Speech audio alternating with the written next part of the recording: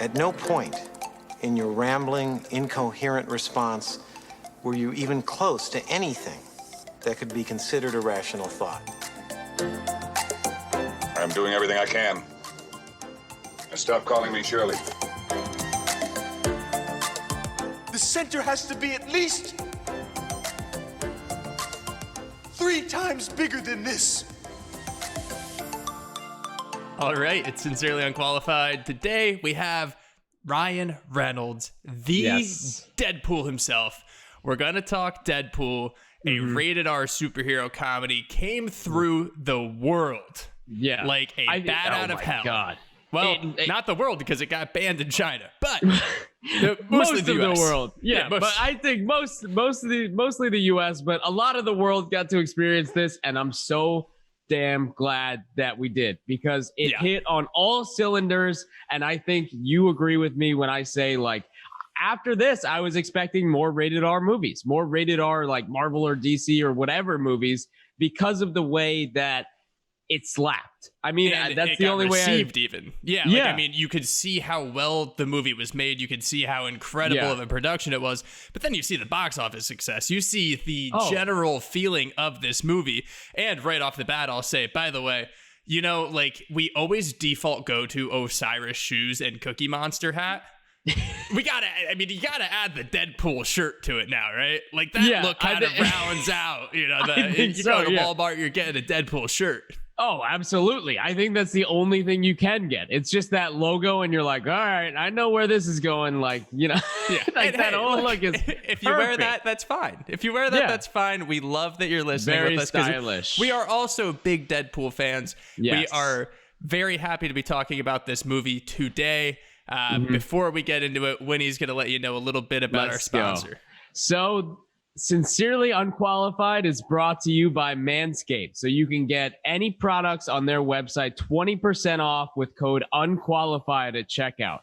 So they just dropped the 4.0. They just dropped some new products. There's some heat coming in, especially leading up to Father's Day, leading up to any notable events in your life or some guy you know's life.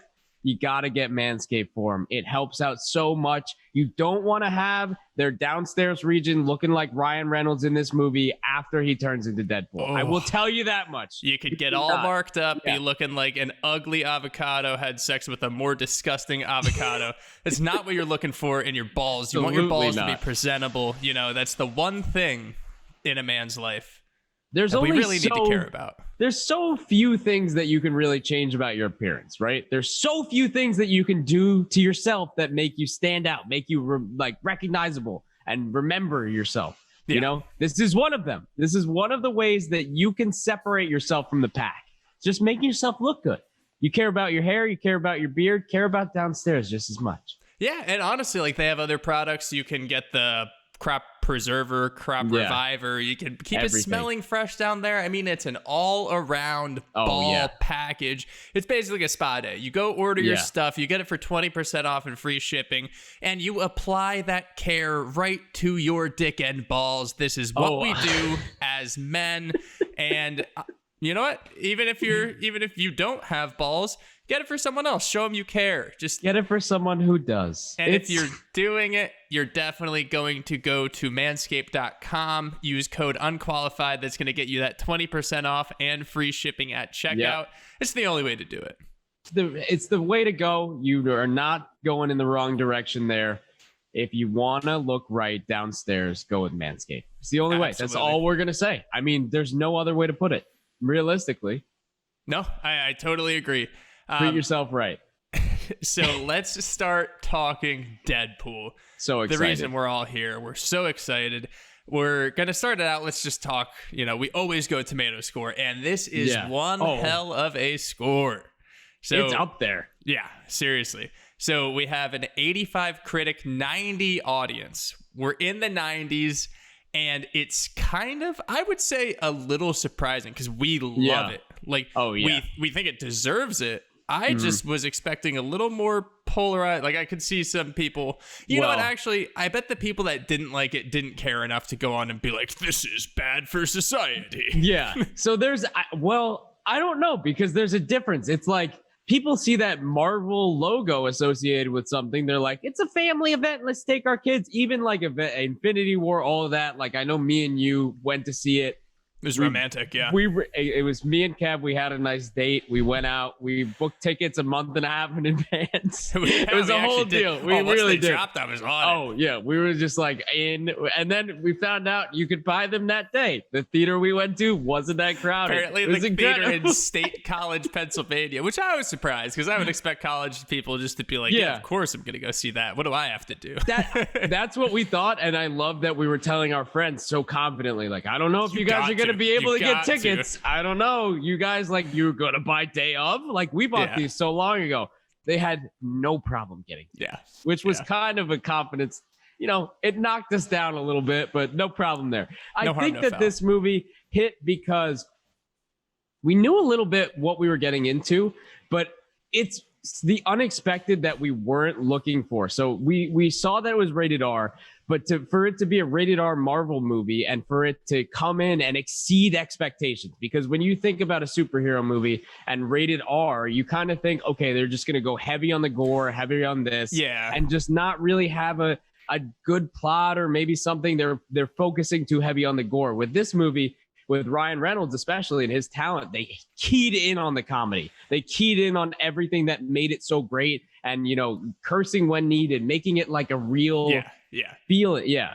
Well, and so that's also like something I would say is we thought we knew what we were going to get, basically, because we've never seen it before, and we were just kind of putting two and two together, like, okay, we have Ryan Reynolds saying that it's going to be way over the top, there's going to be cursing, and I mean, I'm not the biggest comic person, I'm a huge MCU person, but from the people that are actually diehard comic people, diehard Deadpool people, we knew what this character was, and we knew that it would have been perfect for Reynolds as long as the studio said, okay, just go with it. And there was definitely a threat of them saying, okay, it's rated R, but let's pull back the reins a little. Like, let's try to get some box office numbers in here. And I think that this is just a perfect example of creative freedom going ridiculously well.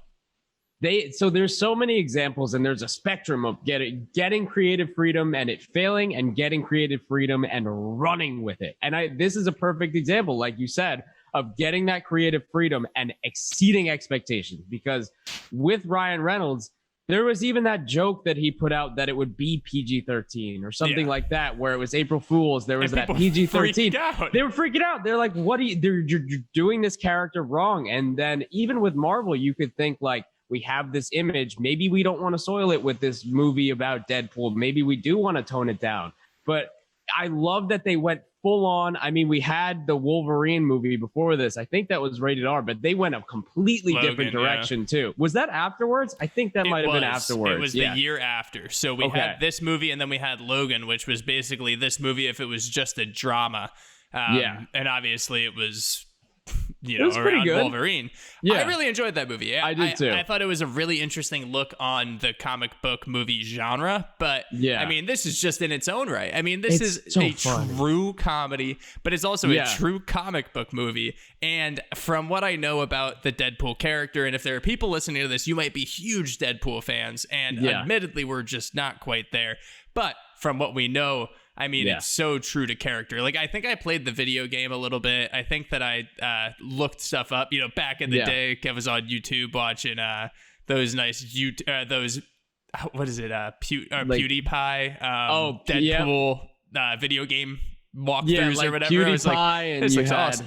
You had all the classics. Back in the day. Okay, so back in the day, you had like Wings of Redemption, you had PewDiePie, you had like Woody's gamer tag popping off. I was a nerd into that, like gamer world. I was in there. So what can I say? We just weren't quite comics, but I mean, in terms of what Ryan Reynolds, TJ Miller, the rest of the crew, I mean, we'll just we always do our cast walkthrough. I do want to ask you a question before we jump into that. Yeah. And I want to ask, do you think that this movie is the way it is because of Ryan Reynolds? And I think if it was anyone other than Ryan Reynolds, this would not be what it was. Because he's so endearing. His comedic timing and delivery is so perfect. He's an incredible actor. He's just he is the essence of what this movie needed to me. Yes. I agree. And I think that this is one instance where we've had it on a larger scale, where we've seen Robert Downey Jr. as Iron Man, and it's almost like he is that character, and you can't really recast that. And that's the same thing, I think, to another level with Deadpool, where if anybody else was playing Deadpool other than Ryan Reynolds, it would be not as good, or you almost can't replace him at that character, because it would be a shame and a disservice, I think, to the character itself. Yeah, and I mean, look, obviously we realize that so many actors in Hollywood are incredible and they can do all of this, but there seems to be something so unique to the Deadpool character, something like about the quips, about the demeanor. Like, I give all the credit in the world to RDJ with Iron Man, but I could see another actor being able to play a billionaire, playboy kind of dick, playboy, but also, yeah, I could kind of see that. But I feel like there are so many different moving parts going on with Deadpool. Like the I don't know, sassiness, do we say? Like, well, it's not sassiness. It's just smart assness. I think it's smart assness with cockiness, with the understanding of how to be funny. And I think that there's go. I was saying there's this natural talent that I think Ryan Reynolds has, whether that's from coming up in the rom-com game or whatever it was in his past. Maybe it's just his natural talent of just understanding how to be funny on screen. Yeah, and so when you were saying smartassness, cockiness, absolutely. But I think what sets Ryan Reynolds apart is he's able to do that, but he's still able to be so endearing at the same time. So likable. There's still such like an underlayer that you're like, wow, I love this guy, even though you're not like, I mean, you're not technically supposed to, but obviously you're supposed to. Like, you want to root for him. And I think that we see that in other movies. Like, I'm so interested. I think what's his new one coming out this year, Free Guy. Like every time a Reynolds movie comes out, it's another video game universe movie, but well, not another. This is a comic. There's gonna be a Deadpool 3. I just looked up and it's on there. Breaking news, folks. Breaking news. That probably came out 4 months ago. Yeah, Deadpool 3. Probably to us. Actually, you know what? While we're still in this little section, Deadpool 2. How do we feel about that one? I liked it. I liked it more than others. I think that for some people, I think that they almost get oversaturated with Ryan Reynolds being that character. Yeah, I guess if you're on Twitter and you're seeing all his stuff, like he is Ryan Reynolds all the time, which also makes me hope that it's not kind of like an act. Like, I hope he actually is this cool all the time. Like, I know all these people get so into their celebrity relationships. They're like, Ryan Reynolds and Blake Lively, like, oh, they're perfect. And then, it's at a certain you can romanticize certain people, but I think that, there's those few that you hear stories about where it's like the Paul Rudds, where it's like, no, he's really awesome. Like, it's just all around. Him, Paul Rudd, like, they just seem undeniable that they are always kind of that way. And I hope that Ryan Reynolds is that way. I assume he is, because I haven't heard otherwise. I've heard he's the man. So exactly. I feel like him, like we said, Paul Rudd, I feel like Seth Rogen is up there. Like, you can't really go wrong with when you're trying to hang out with Seth Rogen. And I don't know who else we would put on that list. Like, Jonah. Maybe at a lower category, probably Jonah, probably Leo. Like, maybe at a lower level slightly, Dave Franco. Like, I don't know. I don't know who you would put on that list. Yeah, I'll walk away from that. But I didn't get what you're saying. So yeah, I think overall the execution of what this could have been and what MCU allowed this movie to be back 5 years ago. And it's so funny. It feels even older than 5 years ago because it had such an impact, and I've seen it so many times because it's so good. It does feel older than 2016. Yeah, no, I agree. I feel like I've seen this movie 100 times, but at the same time, I feel like I haven't seen it enough. And it's one of those movies I feel the where same way. Even if you keep watching it, you're still going to laugh. I mean, that's at least my perspective, is like, no matter how many times I watch it, there's so many different aspects to it where it's not just like the cheap laughs or like the, breaking the fourth wall type shit. It's, there's genuine storyline, and it's genuinely about the character and that progression and, going through that torture and everything. It's just, making a scumbag super likable and turning him into not a superhero, but also kind of a superhero. The anti-hero. Yeah, absolutely. Yeah. Which is what you want. I mean, and then you have the complete opposite of him, which is, Colossus coming in just like, there are four moments in life. It's just like, I love how they play Dude, off you know of what's each other also too. funny? I specifically love that. Like that four The moments four in life to be a moments. hero. I'm like, Yeah. yeah, that makes sense. That's exactly what we were talking about, like with the comedy of the Death of Stalin. Sorry, that took a while to get. The Death of Stalin. Like it's all about the in between of those four moments. Like, granted, those people are horrible, so it's 4 moments of being the worst person ever, not of being a hero. But just a little tangent.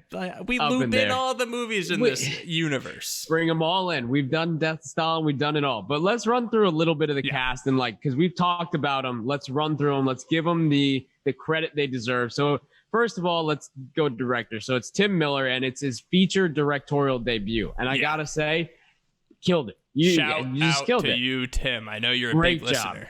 Great job. Yeah, he's the number day one fan. Love it. Love the support. Come on the pod, Tim. Thank you, Tim. Thank you. Hey, Tim.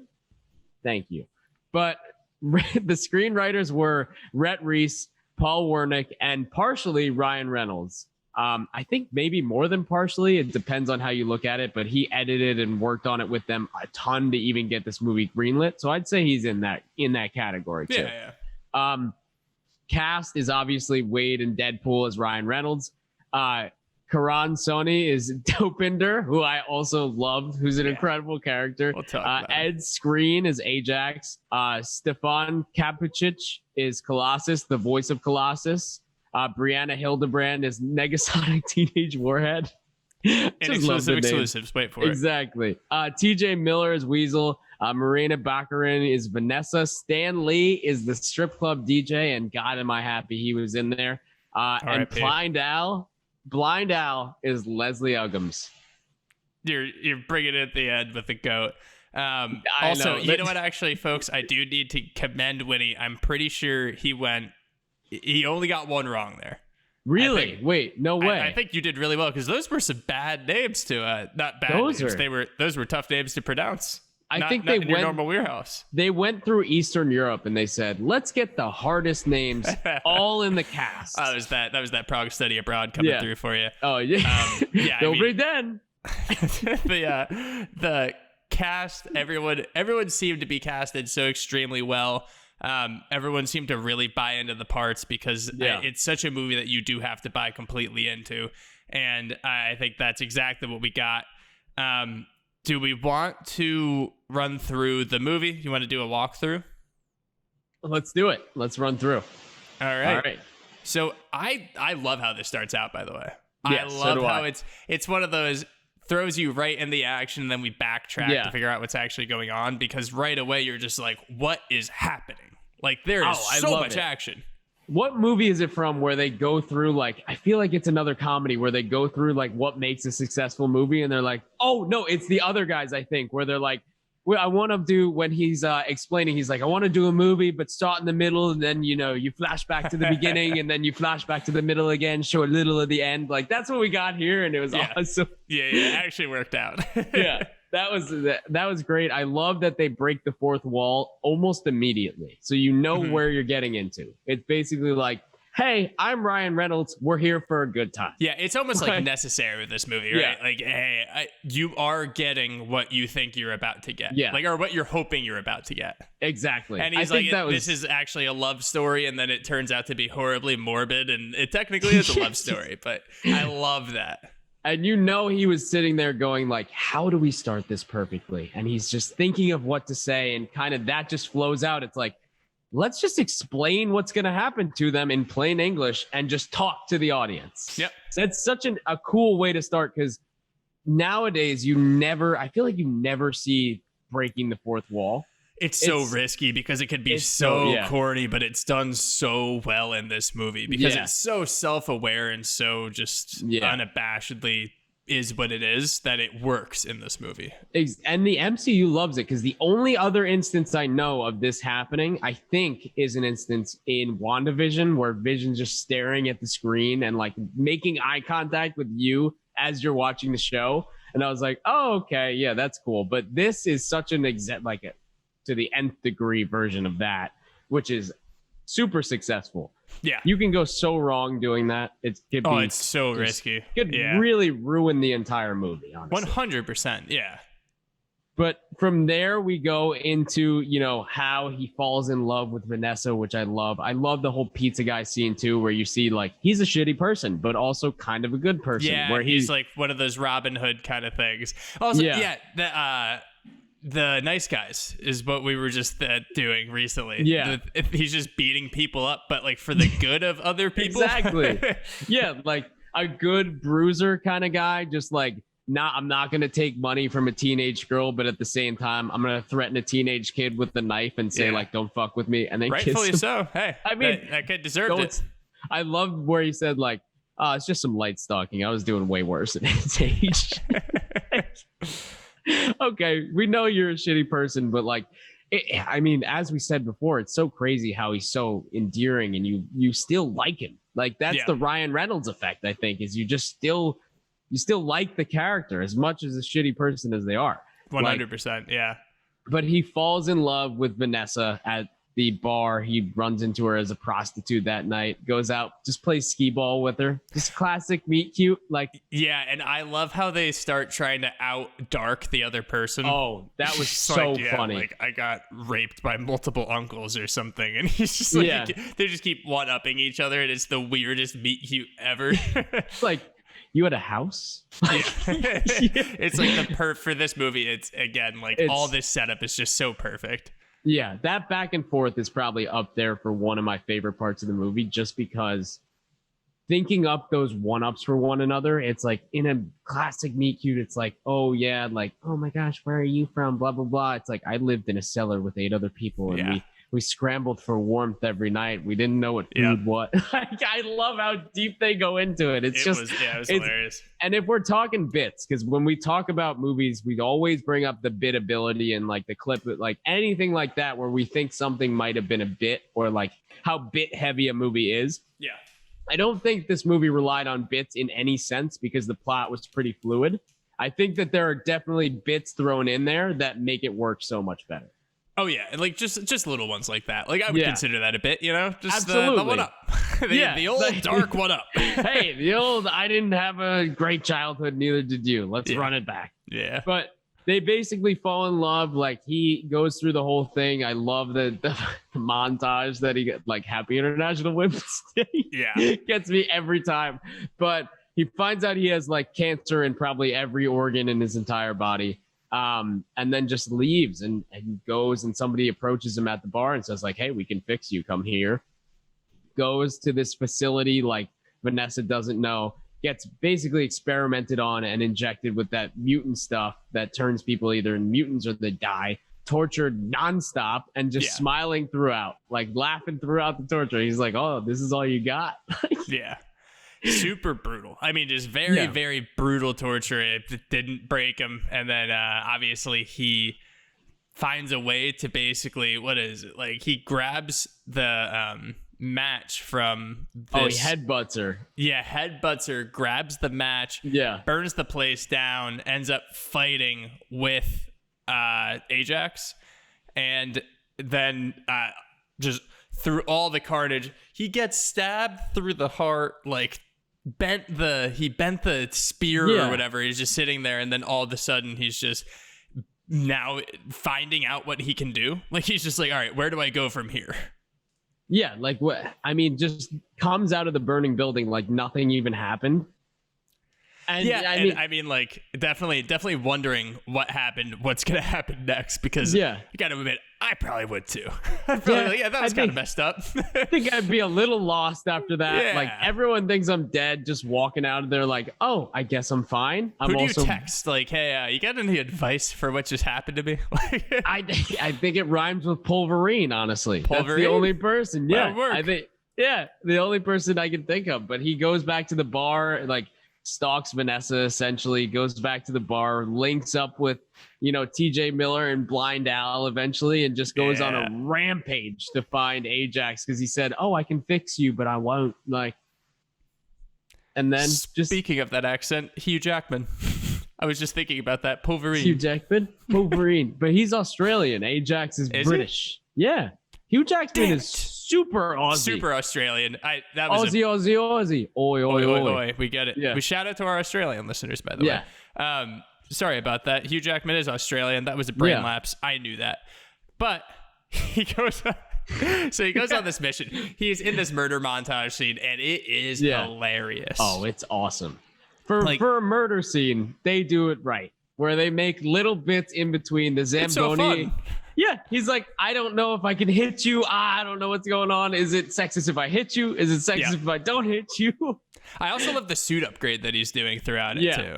I think like that's the great. white, then to the white to like the sewn on. Like, is this muffling my voice? This regular stuff, and then eventually goes up to like that tight ass leather suit that we see. Mm-hmm. Quite a progression, I'd say. Yeah, it's kind of like a video game, like when you're basically leveling up. Leveling Maybe up, your armor, or I guess in this case, it's just the costume. But I mean, that murder montage scene, I don't think it can be beat. It's so funny. No. It's so upbeat, and it's so just messed up because he's just murdering people relentlessly. So dark, but so upbeat. Like, yeah, this is great. Like, there's one guy on the toilet just just out of nowhere. I love it. I mean, I think everyone's favorite probably is the Zamboni. Yeah. I mean, it has to be.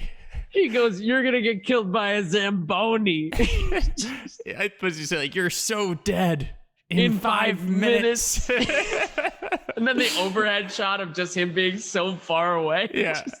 Coming toward him on the Zamboni is so great. So good. I love that. But after that scene, we kind of meet Blind Al. I'm going Aussie now too, but we meet Blind Al for really the first time, and she's making all this IKEA furniture. It's his roommate. She's great. She loves cocaine, apparently, which, another great thing they tossed in. Yeah. But him, Blind Al, and TJ Miller's character, Weasel, kind of come together, and they're like, all right, because Ajax kidnapped Vanessa before that.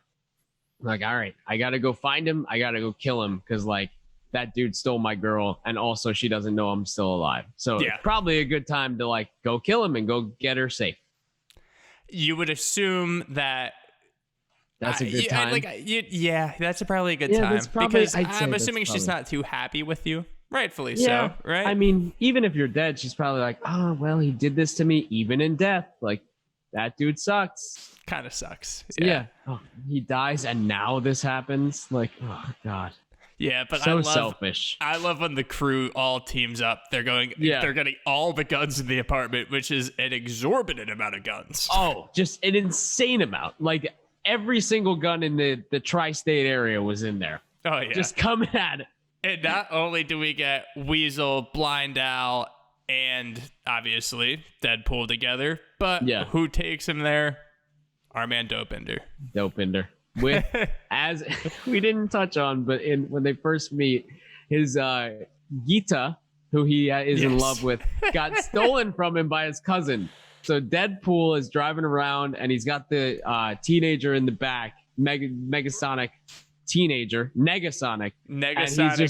warhead. He's like, kidnap your cousin and kill him. No, of course, fight to win her back the normal way. He's like, put him in the trunk and kill him. And then when he picks him up, he's actually got him in the trunk. Yeah.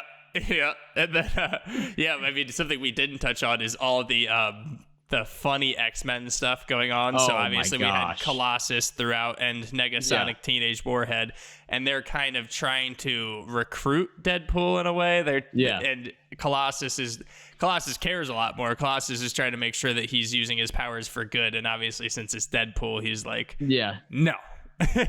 Yeah, exactly. And I love too that even when he goes to like go say hi to them, go to the house and say like, I need your help. Mm-hmm. It's even like, this is a pretty big house for just two of you. I'd assume it's not just you two. Like, it's almost as if the studio couldn't afford another X-Men. Yeah, it's so like all that dialogue throughout is awesome. Just so awesome.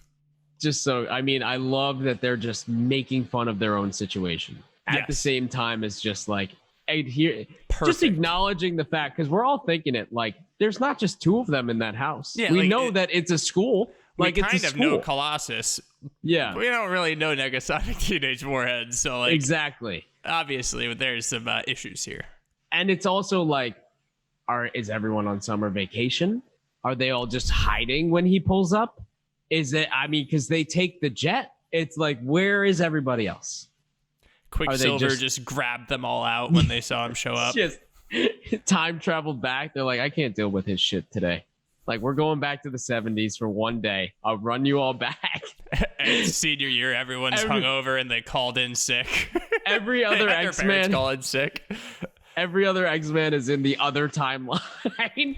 They just only have room for one timeline. They were all doing Days of Future Past. Yeah, exactly. Oh, God. Let's not talk about that one. I don't think we'll be doing that one.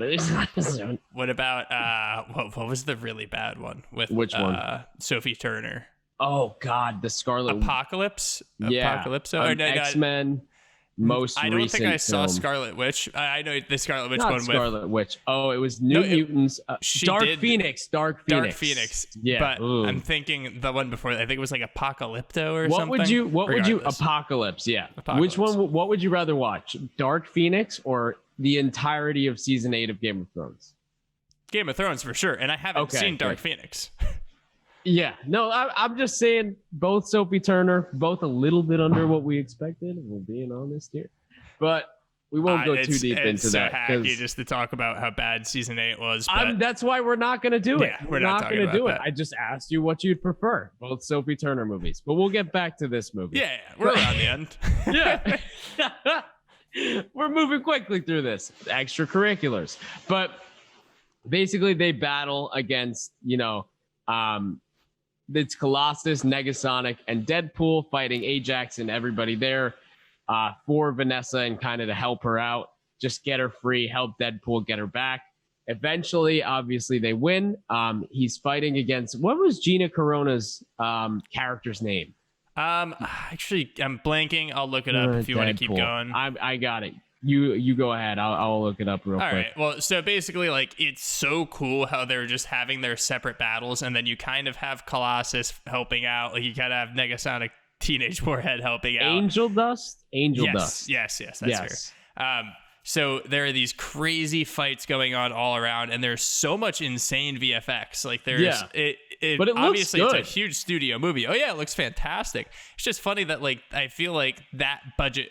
I'm glad how they did it, basically. Yes. I'm glad that they didn't waste the money on Wolverine and they made this fight scene look good, because it made it feel like so much better of a movie, I would say. Like, more of a classic comic book movie.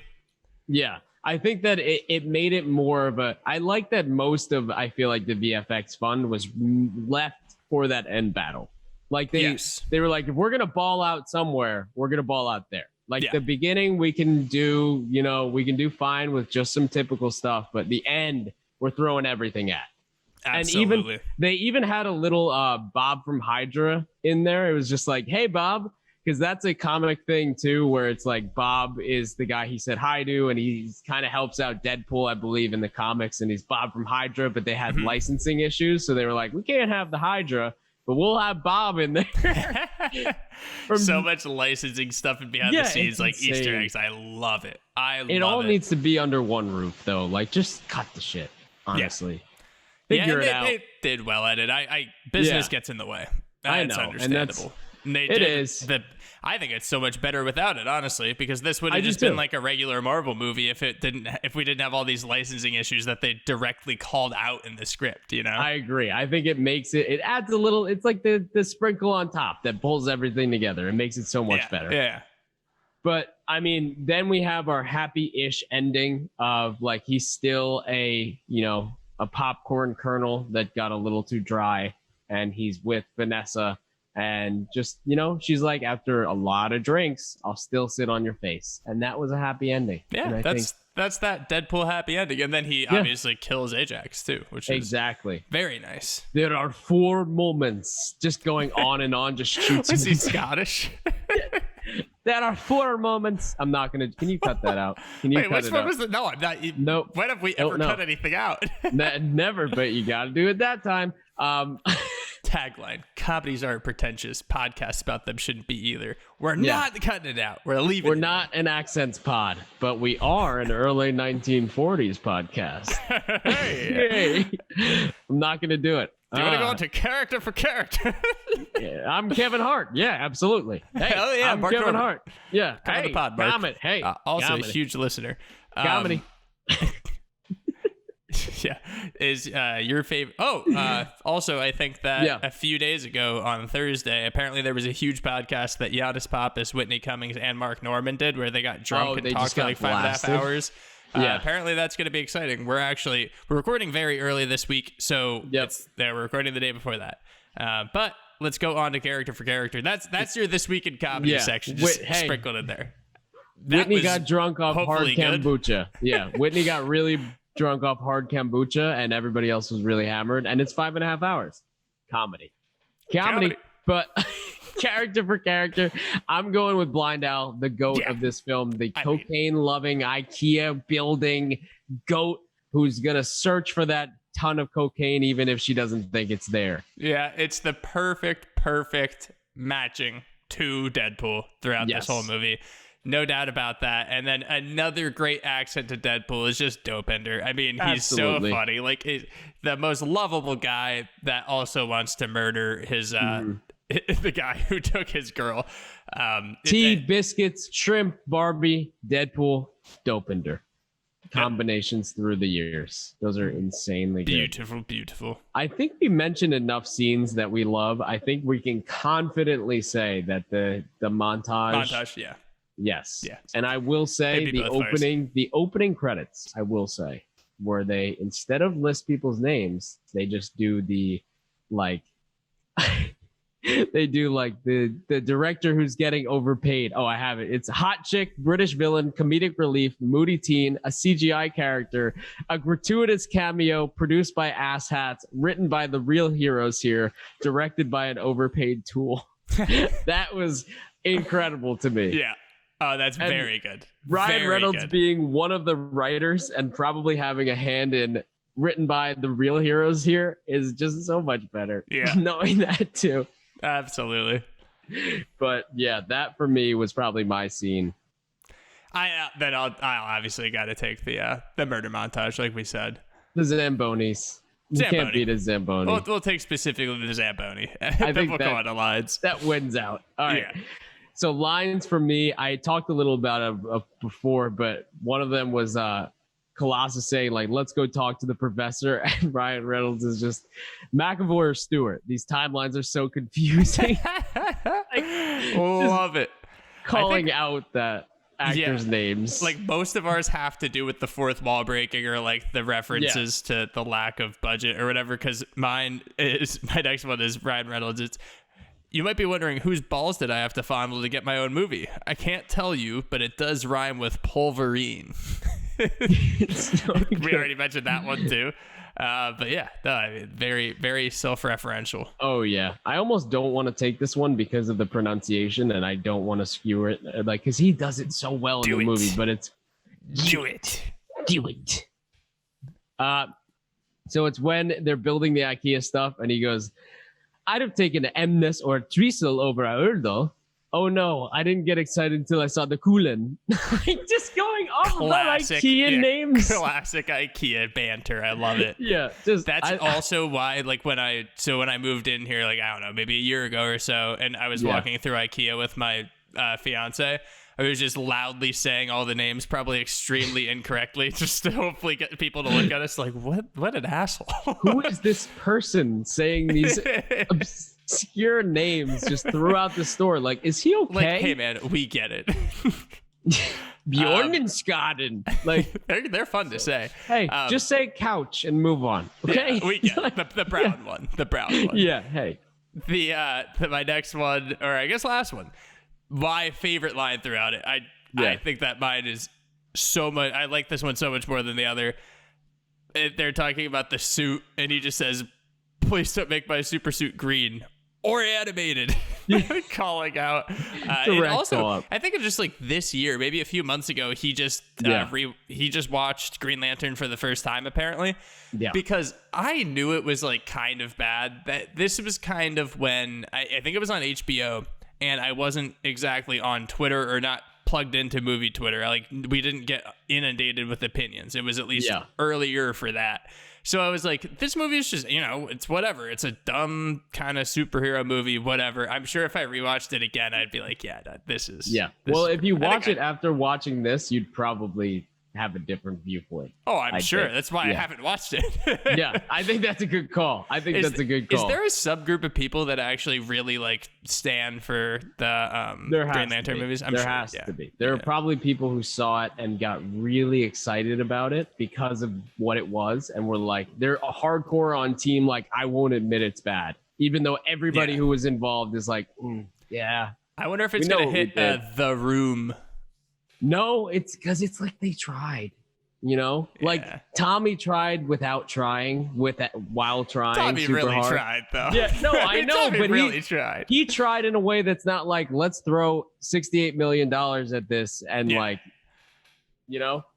was no also, Ryan Reynolds at the time. I think what almost goes worse for it, because it could have been The Room, but the acting's actually good.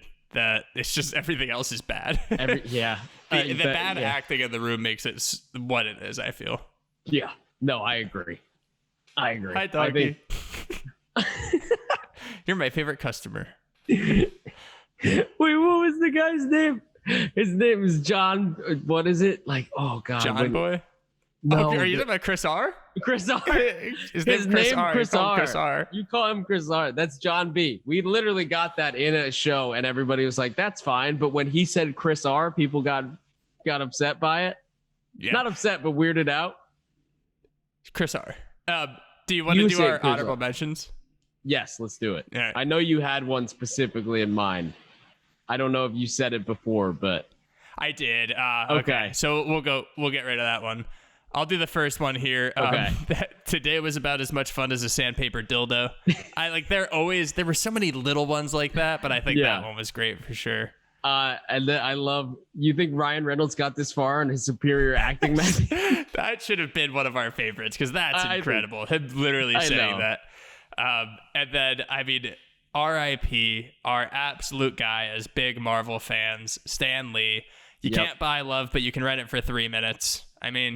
What a line from a complete legend in the game. And I actually don't think that we have this in Inexclusive Exclusives, but what I saw was that Stan Lee actually said that was his least favorite cameo because he wasn't actually allowed to film it in a strip club. It was kind of a joke. He said it. He was like, yeah, we had to film it on some, just at a production company, and then it was supposed to be at a strip club, so it was his least favorite. I think he said it at Comic-Con or something just to kind of get a chuckle. If he was at a real strip club, comedy. That would have been, hey, comedy, Stan Lee, comedy.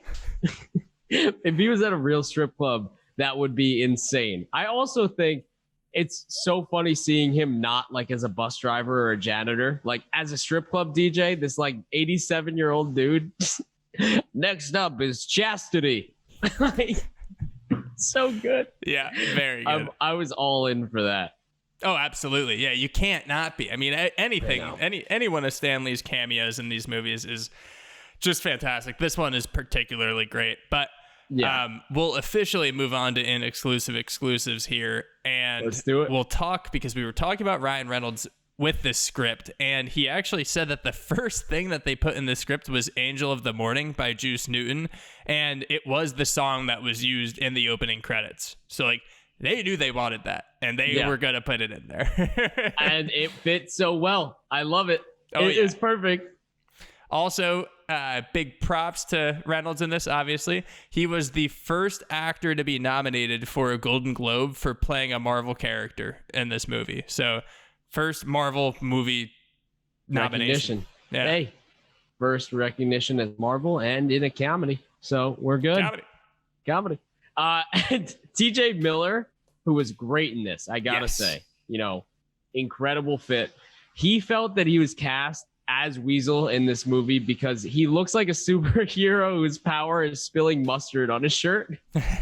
And one of the producers, Simon Kinberg, added that the actor was needed who could keep up with Reynolds comedically, and that is TJ Miller to a T. Yeah. Because even in, like you were saying, the like bloopers and extra footage, like they're going back and forth like nothing, like, you know, they're just smooth off the jump with one another, and that's what you need.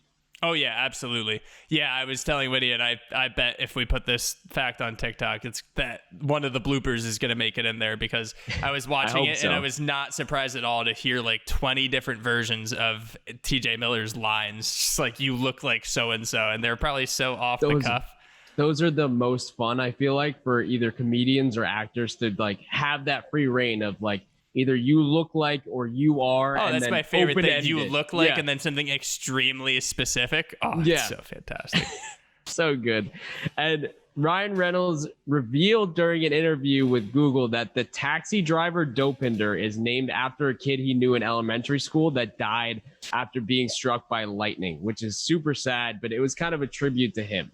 Yeah. Apparently he was a really cool guy. So Reynolds was like, they got to put him in there. And all-time name, honestly. All-time cool name. Guy.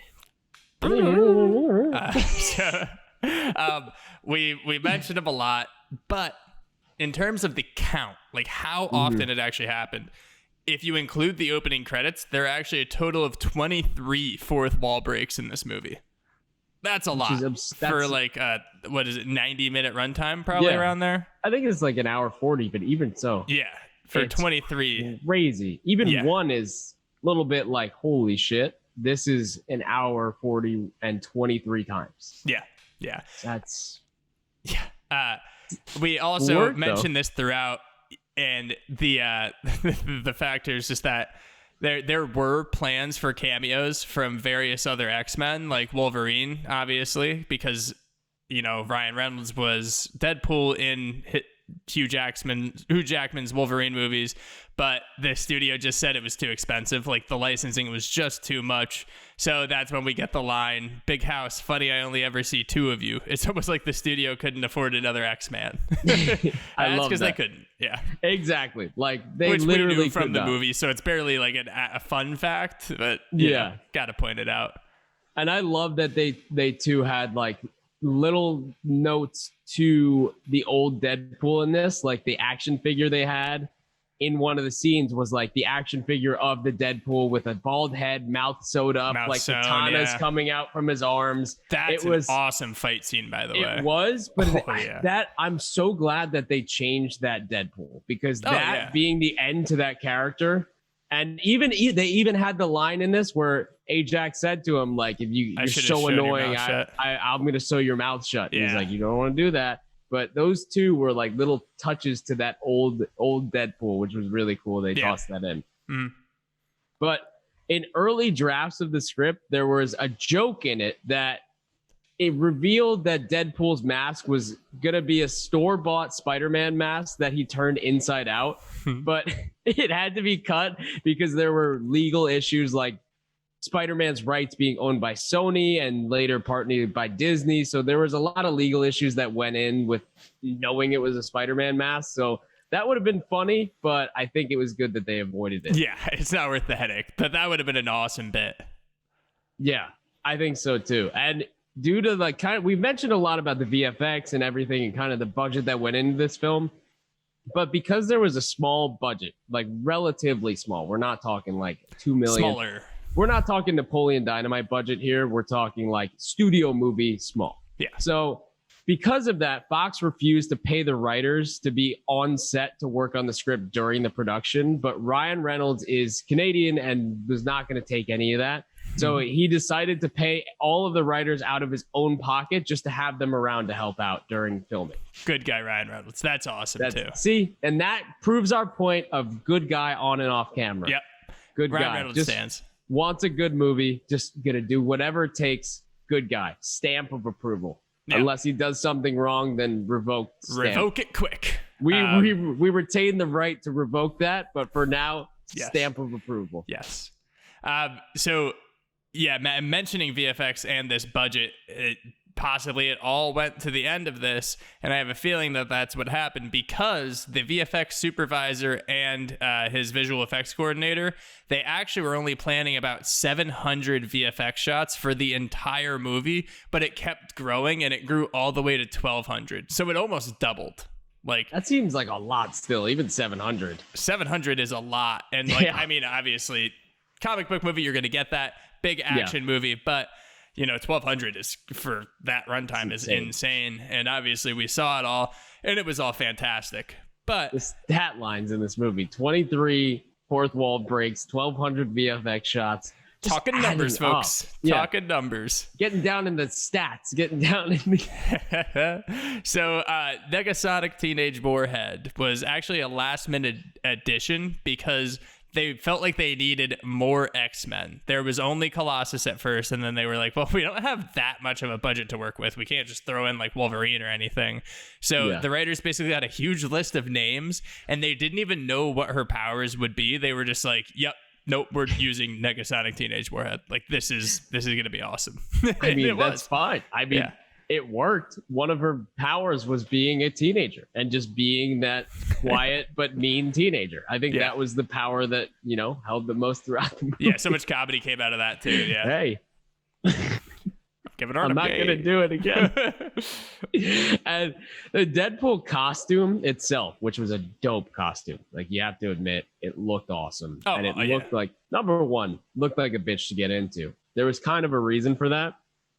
So the costume originally had a muscle layer underneath it, but it had to be removed because Ryan Reynolds was actually, this is pretty gas, so muscular that the costume was not only too tight for him, but it made him look like overly big. That's so sick. Which is, it's such gas. Imagine hearing you're on set and then being the set director or whoever, like costumes, everyone being like, costume designer, like, they just come up to you and say, we got to take the muscle layer out of this. And you're like, why? Good. I want to look big. And they're like, you already look too big. That's awesome. You got to actually remove it because you look like Superman. Speaking of this kind of thing, Eternals trailer just dropped this last week. Rip. Kumail. Yeah. I said, I think like months ago that I was getting too skinny, and then I'm on my Kumail stuff. Folks, I'm still trying. It's a slow process. We're trying. Kev's on that keto kettlebell diet. No, not keto, but just trying to, try to gain a little mass. Okay. Come on, folks. Kevin's vegan and does kettlebells every day. No, I eat meat. Well, debatable. I haven't seen it. I don't believe you. But that's because we don't live together. I don't believe it until I see it, Kevin. Okay? FaceTime you next time. Yeah, I need a picture. Next time, I'm literally now going to get a picture of just a steak just raw and him biting into like a raw liver. Like, all right, this is good. This is what I do. Yeah, I do this every day. And heartfelt note. We'll end it in exclusive exclusives on a heartfelt note. Because the first person to see Deadpool was a 13-year-old Make-A-Wish kid, and he was too sick to travel to the premieres.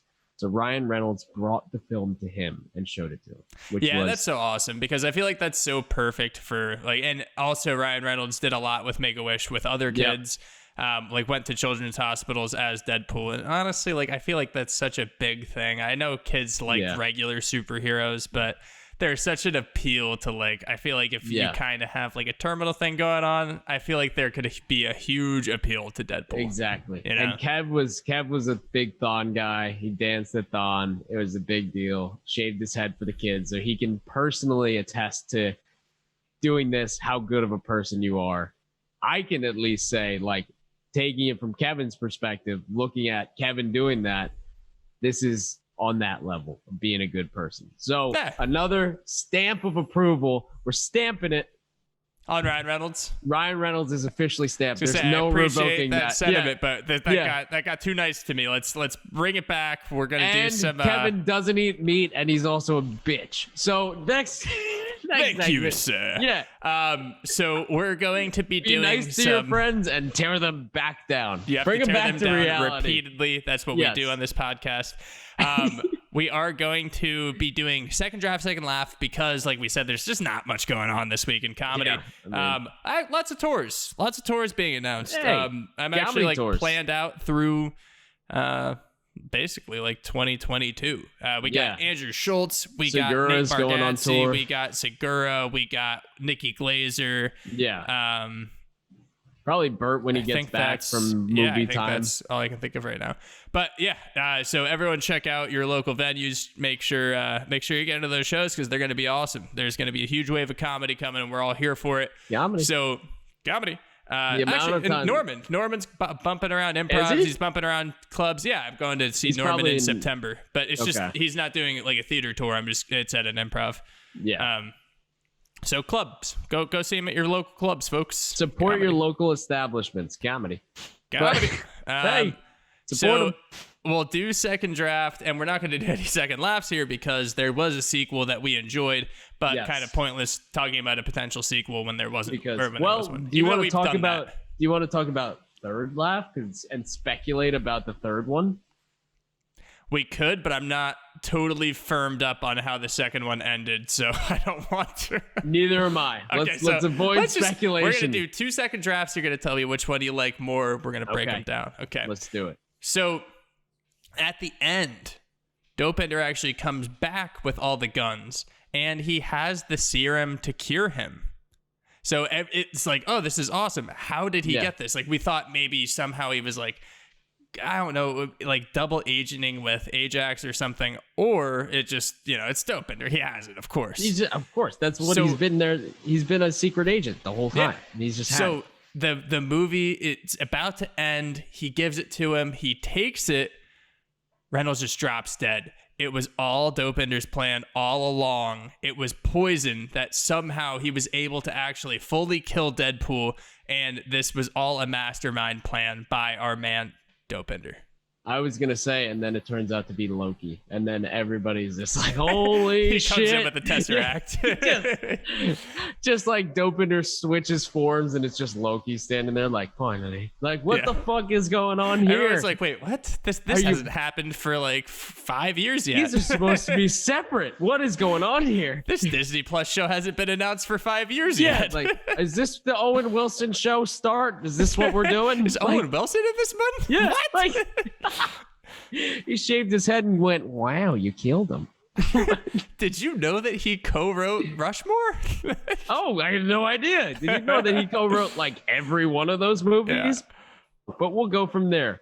Yeah, so we're going first one, Dopinder's master plan. Kills Wade, and also we somehow figure out that he had this whole thing going on that he wanted to end him. He has some big beef with him.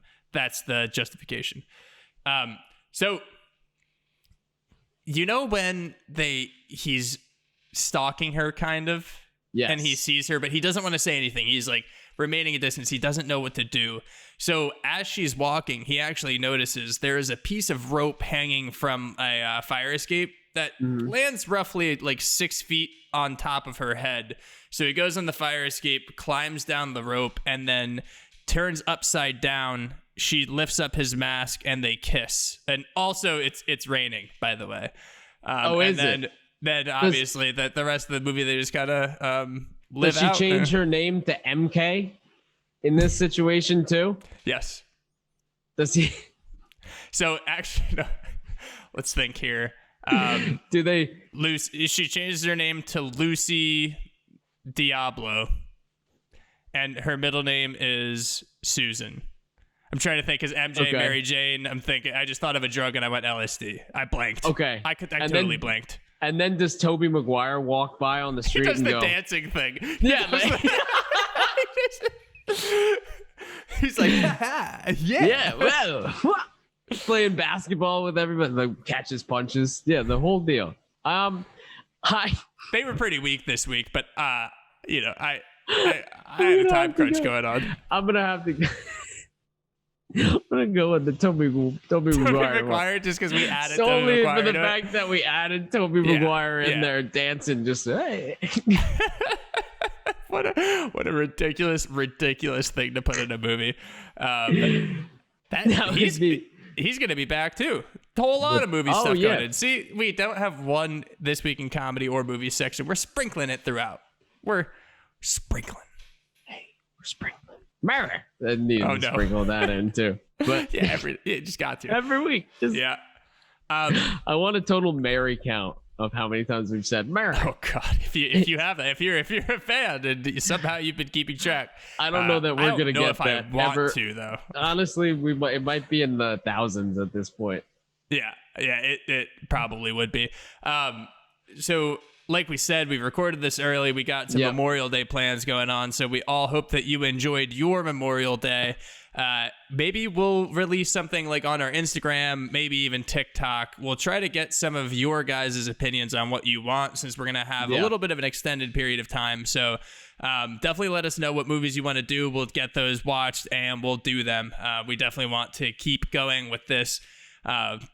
We want to form a relationship with you guys, and we're going to do it forcefully. So yes,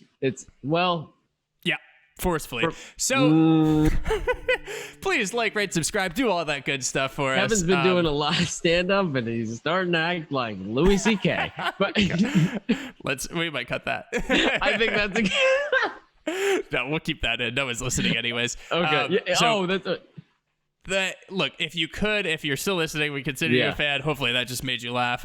Obviously it was a joke, lighthearted. Yes. If you could rate, subscribe, do all that good stuff. If you could leave us a review on Apple Podcasts, it would really help us out. Maybe even just the movie you want us to do. Yeah. Definitely let us know. Or what Kevin should name his dog when it never comes. Just it's not going to come. It's like that one Tom Hanks movie where he's stuck at the airport for 2 years. That's your dog right now. Are you talking about Castaway when he's on an island? No, there's a movie where he's stuck at the airport. That's big. Yeah, that's right. I definitely am not sure what I'm getting. No, it's not. I was kidding. I was going to say. It's absolutely not big.